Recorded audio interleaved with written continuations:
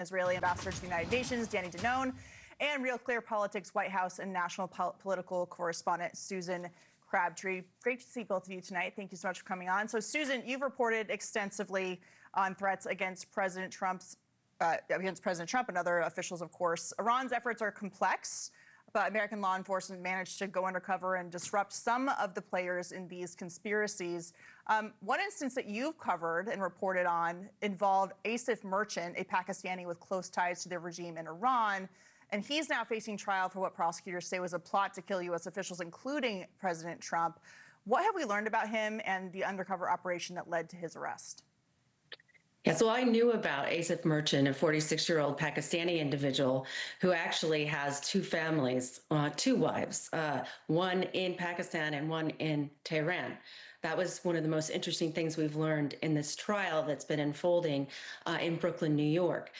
We also know that those lap dances were like a scene straight out of The Sopranos because the FBI was posing as mafia-like hitmen and trying to get more information out of this Iranian spy. He was a spy. He was trained by what we now know was his cousin brought him into the IRGC, and he was trained as a spy, maybe not such a sophisticated one, because he was brought down by these undercover agents, but they did buy him lap dances at a strip club to ensure what they said was that he knew they were security conscious, that he didn't have a wire on him.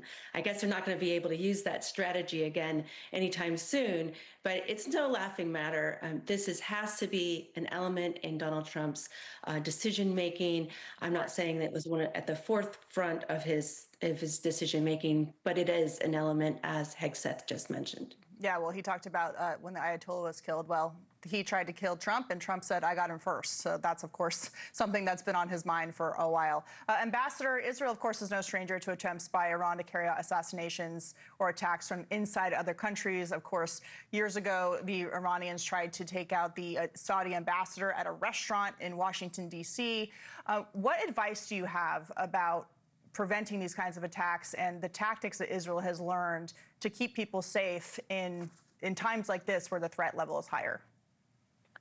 Katie, we have seen in the last 47 years the attempt of Iran to sow terror, not only in our region, worldwide. You know, when you look at terror attacks against the Jewish communities in Argentina, for example, you know, it was proven. It came from Tehran, the explosives. They used the embassies the launching pad against civilians. So we know that this regime is a terror regime. We had no reason to prove it more than we know. But now we are actually taking action against them.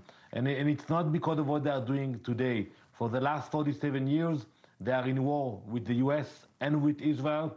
This time we are not playing defense. We are playing offense. We are winning this war.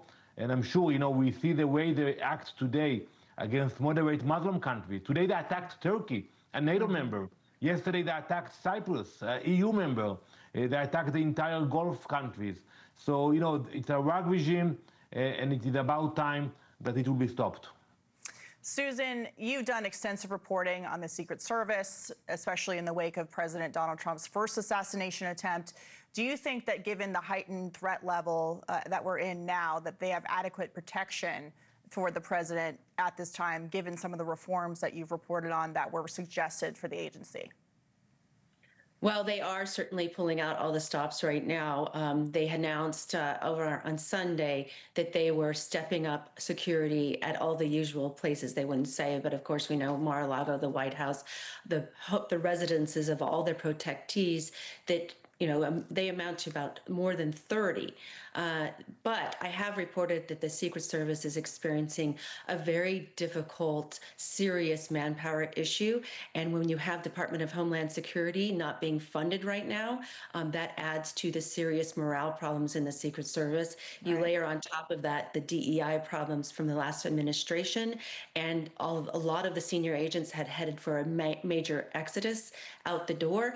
And to me, it is a worrisome component. Of course, they're putting their best foot forward right now to protect all of it. Thank you for watching. Subscribe below and download our NewsNation app right now on your phone, and you will get fact-based, unbiased news for all Americans.